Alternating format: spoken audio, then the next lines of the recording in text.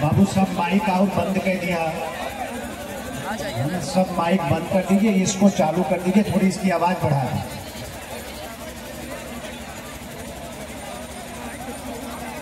Committee का लोग ज्यादा हल्ला करते हैं।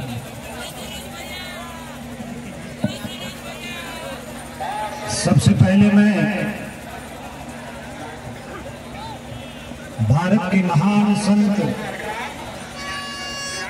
गोविंद शाह जी महाराज की चरणों में मैं बहुत ही श्रद्धा के साथ अपना शीश नवाकर मैं उनका वंदन करता हूं और साथ ही मुझे ठीक से याद है कि देश के किसी भी कोने में हम लोग जाते हैं और कहीं भी भगवान भृगुनाथ की जब आवाज आती है कहीं से तो ये अंदाजा लग जाता है कि बलिया के नौजवानों की आमद हो गई है, उनकी उपस्थिति हो गई है। मैं साथ ही भगवान भृगुनाथ की भी वंदना करता हूं। ये क्रांतिकारियों की माटी रही है। मैं यहाँ के वीर सपूतों, यहाँ के क्रांतिकारियों, यहाँ के महापुरुषों को भी मैं अपने मन का श्रद्धा सुमन अर्पित करता हूं। इस कार्यक्रम के सम्मानित अध्यक्ष जी, पूर्व सांसद आदरणीय बब्बन राजभर जी, इस अवसर पर हम लोगों के बीच में हमारे बड़े ही प्रिय भाई प्रधान दिनेश राजभर जी यहाँ उपस्थित हैं, मैं उनका भी अभिनंदन करता हूं। बाबूजी भुवनेश्वर राजभर जी, जिन्होंने इस कार्यक्रम से मुझे जोड़ने का काम किया और एक साथ इतने सम्मानित बुजुर्गों का, अपनी मां बहनों का आशीर्वाद लेने का अवसर दिया, नौजवानों से भी सहयोग मांगने का आपने मौका दिया। मैं इस बात के लिए बाबूजी भुवनेश्वर राजभर जी का हृदय से आभार प्रकट करता हूं। अखिल भारतीय राजभर संगठन के सम्मानित जिलाध्यक्ष आदरणीय गुलाब राजभर जी मंच पर विराजमान हैं। हम इनका भी स्वागत करते हैं, इनका भी अभिनंदन करते हैं। मऊ जिला से चलकर हमारे पार्टी के बहुत ही वरिष्ठ नेता आदरणीय मुन्ना राजभर जी भी आए हैं, मैं उनका भी स्वागत करना चाहता हूं। गाजीपुर की धरती से हमारे भारतीय जनता पार्टी के युवा मोर्चा के प्रदेश के उपाध्यक्ष भाई राजेश राजभर जी, वहां जिला के उपाध्यक्ष भाई गुड्डू राजभर जी भी इस कार्यक्रम में हमारे साथ आए हैं। मैं अभिनंदन करता हूं, स्वागत करता हूं। गुड्डू राजभर जी, जिला पंचायत के पूर्व सदस्य जनार्दन राजभर जी, भाई रामशीष जी, हमारे मंडल के सम्मानित अध्यक्ष युवा नेता रिंकू सिंह जी ने भी हमारे अभिनंदन में 2 बात कहा, मैं उनका भी धन्यवाद करता हूं। साथ ही आदरणीय लालजी राजभर जी, नारायण जी, मुनिराम जी, हमारे गुड्डू जी, दिनेश जी, वीरेंद्र जी, हमारे मिट्ठू राजभर जी, हमारे नौजवान नेता हैं, हम उनका भी, आप लोग बैठ जाइए, आप लोग उठा बैठक करेंगे तो हमारा काम गड़बड़ाने लगे। आदरणीय तिलक त्रिलोकीनाथ जी यहाँ उपस्थित हैं, मैं उनका स्वागत करता हूँ। दीपक जी प्रधान जी, कृष्णा जी प्रधान जी, कमल भरद्वाज जी, मैं उनका भी अभिनंदन करता हूँ, स्वागत करता हूँ।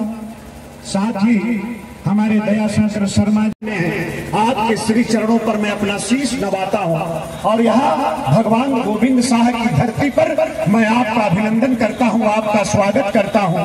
और हमारे जो युवा मित्र हैं, नौजवान हैं, जो बड़े ही उत्साह के साथ इस मेला की शोभा बढ़ा रहे हैं, मैं इस अवसर पर मैं आप सबका भी धन्यवाद करना चाहता हूँ, आभार प्रकट करना चाहता हूँ। हमारे जो पटरी के व्यापारी हैं, हमारे जो छोटे छोटे रोजगार कर रहे हैं, यहाँ कोई किसी प्रकार की कोई दुकान लगाया है, कोई सर्कस कर रहा है, कोई कुछ कर रहा है, मैं ऐसे तमाम व्यापारियों का भी मेला की कमेटी की तरफ से मैं अभिनंदन करना चाहता हूँ। मैं देख रहा हूँ मेरे प्रशासनिक अधिकारी गण भी इस अवसर पर आकर मेला में आप सब लोगों का सहयोग कर रहे हैं। हमारे पुलिस प्रशासन के जितने वरिष्ठ अधिकारी आए हैं, हमारे पुलिस के जितने नौजवान यहाँ पर खड़े हैं, हमारे जो एसडीएम आए हैं, तमाम अधिकारी आए हैं, मैं उनको भी ढेर सारी बधाई देता हूं, मैं उनको भी शुभकामना देता हूं। और हमारे जो प्रेस मीडिया के साथ आपके इस मेला को पूरे देश के अंदर आपके मेला की प्रसिद्धि को पहुंचाने का जो काम कर रहे हैं, मैं अपने प्रेस के साथियों का भी, चाहे हमारे सोशल मीडिया पर प्रेस का काम करने वाले हो, चाहे इलेक्ट्रॉनिक मीडिया पर प्रेस का काम करने वाले हो, चाहे प्रिंट मीडिया पर प्रेस का काम करने वाले हो, अपने प्रेस के तमाम साथियों का भी मैं अभिनंदन करता हूं। और किसी भी प्रकार की यहाँ कोई समस्या हो, कोई आपको परेशानी आई हो, तो मेला कमेटी की तरफ से मैं भी आपसे क्षमा प्रार्थी हूं, मैं आपसे क्षमा चाहूंगा। हमारे जितने भी सफाई कर्मचारी छोटे कर्मचारी हैं, लेकिन उनकी उपयोगिता आज की तारीख में बहुत, आज आप लोगों ने देश और दुनिया के सबसे लोकप्रिय नेता, भारत के यशस्वी प्रधानमंत्री पूज्य नरेंद्र भाई मोदी जी के आपने नारे को सुना होगा कि स्वच्छ भारत मिशन।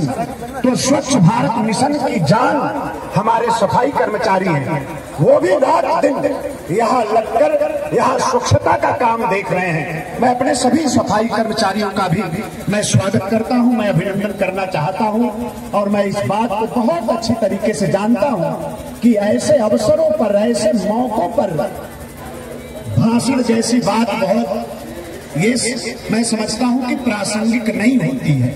तो भाषण का काम जितना कम हो उतना अच्छा है। मैं बस एक बात आपसे कहना चाहता हूं, ये भगवान गोविंद साहब की धरती है और भारत के संतों, भारत के ऋषियों, भारत के महर्षियों, ये हमारी माटी की खूबी रही है। हमारे प्रेस के साथी होंगे, वो हमारी बात को समझेंगे कि भारत की धरती की खूबी है कि हमारा ऋषि भी, हमारा संत भी, हमारा महापुरुष भी, हमारा महर्षि भी, वो सिर्फ उपदेश नहीं देता है बल्कि जीवन को जीकर और समाज के अंदर उदाहरण प्रस्तुत करने का काम करता है।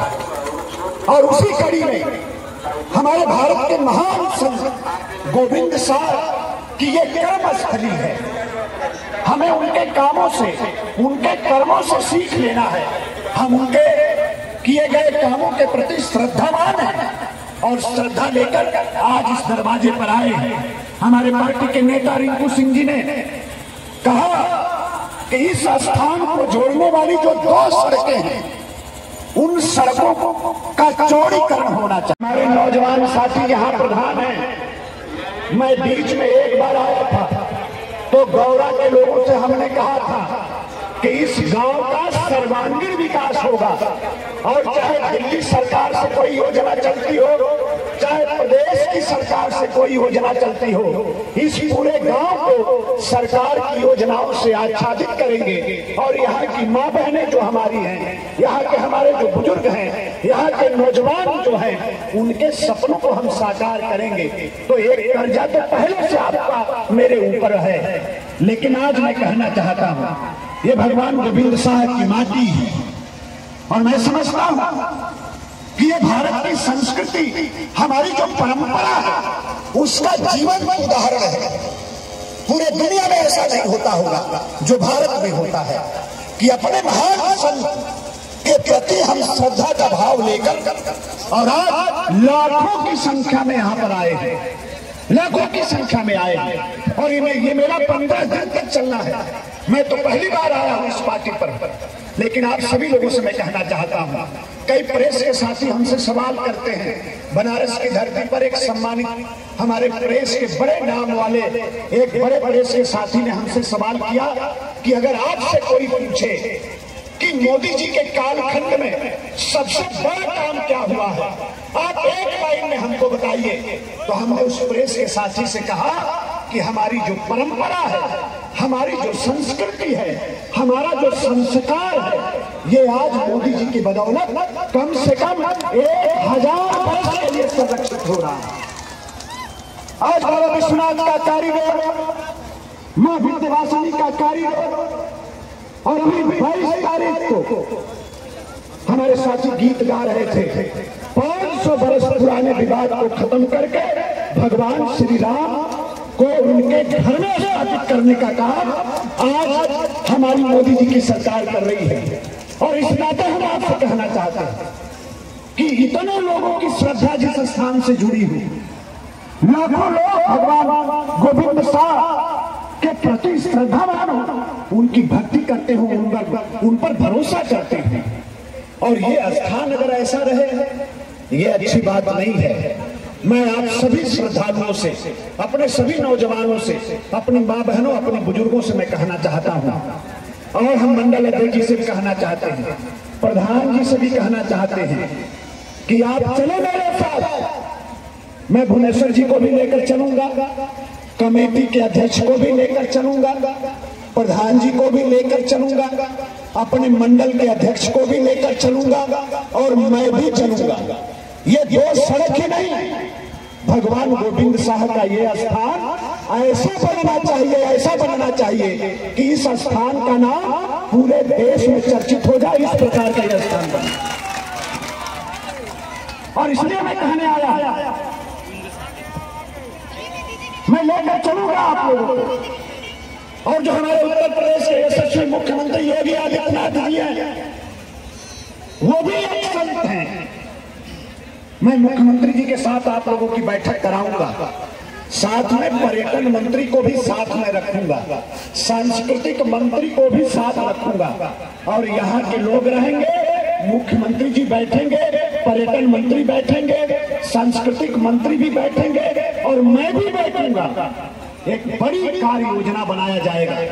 लाखों लोग जहां आते हैं, और वो स्थान इतना छोटा हो, सड़कें टूटी हो, ये और तो जमाने में हो सकता है, लेकिन भारतीय जनता पार्टी की सरकार में ऐसा नहीं हो सकता है।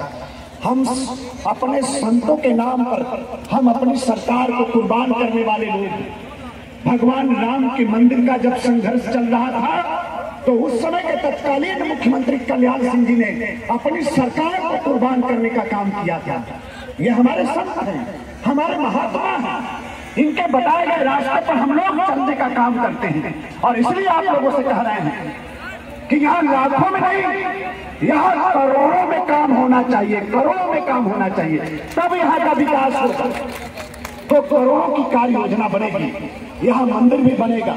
हमारे पंथी बाबा की जो ये तपोस्थली है, हम उसको भी सजाने का काम करेंगे, हम उसको भी संवारने का काम करेंगे। और हमारे जो लाखों लोग यहाँ आ रहे हैं, वो रात में रुक गए तो कहाँ रुकेंगे? न यहाँ कोई धर्मशाला व्यवस्थित तरीके से, न यहाँ की सड़कें ठीक तरीके से हैं, आवागमन की स्थिति ठीक नहीं है, तो आवागमन की स्थिति ठीक करेंगे, यहाँ की सड़कों को ठीक करेंगे, माँ बहनों को रुकने के लिए अलग से धर्मशाला की अच्छी व्यवस्था कराएंगे, अपने बुजुर्गों को रुकने के लिए भी अलग से धर्मशाला का निर्माण कराएंगे। और इस स्थान का सौंदर्यीकरण कैसे हो सकता है, इस पर योगी जी की सरकार बैठ कर कार्य योजना बनाएगी और इस स्थान का विकास करेगी। इस मौके पर मैं और कुछ ज्यादा नहीं करता हूँ।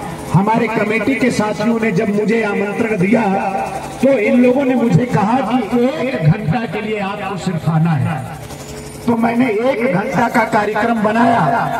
अब बनारस से चला, गाजीपुर एक कार्यक्रम किया, उसके बाद आपके बीच में आया हूँ। यहाँ से जाने के बाद 2 कार्यक्रम मऊ करना है, और 1 कार्यक्रम गगहा गोरखपुर में करके तब सर्किट हाउस हमें गोरखपुर पहुँचना है। और अगली बार, लेकिन मैं वादा करता हूँ कि अगले बार आऊंगा तो पूरे दिन का कार्यक्रम बना कर आऊंगा। इस कार्यक्रम के अलावा मेरे पास कोई दूसरा कार्यक्रम नहीं रहेगा। मैं हमारे जो घर के हमारे भाई हैं, बेटा हैं, हमारी बेटियां हैं, हमारी बहनें हैं, जो अपने कला के माध्यम से पूरे समाज को आज जगाने का काम कर रहे हैं, अपने अपने माँ बाप, अपने गांव, अपने घर, अपने इलाके, अपने परिवार के नाम को रोशन कर रहे हैं। मैं ऐसे सभी कलाकार साथियों का मैं हृदय से अभिनंदन करता हूं, कमेटी की तरफ से भी स्वागत करता हूं, और इस विश्वास के साथ मैं अपनी बात को आगे बढ़ाता हूं कि मेरे लायक आपके जीवन में कभी भी मेरे लायक किसी भी प्रकार के सहयोग को प्रणाम करता हूं। प्रशासन के लोगों का भी मैं धन्यवाद करता हूं। हमारे जितने नौजवान आए हैं, हमारी माँ बहनें, हमारे बुजुर्ग आए हैं, मैं एक बार फिर पूरी कमेटी का भी मैं उत्तर प्रदेश के योगी